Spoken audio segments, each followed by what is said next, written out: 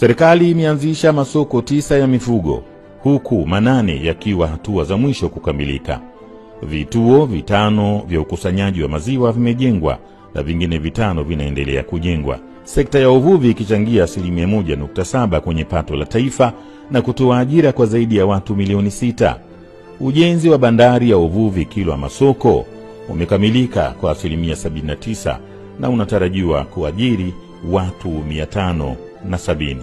Mauzo ya samaki nje ya nchi yaliongezeka kutoka tani 42,371.41 zenye thamani ya shilingi bilioni 509.9 kwa maana ya dola za Kimarekani 213.4 milioni mwaka 2023 hadi tani 59,746.41 zenye thamani ya shilingi 775.9 bilioni sawa na dola za Kimarekani 289.6 milioni mwaka 2024.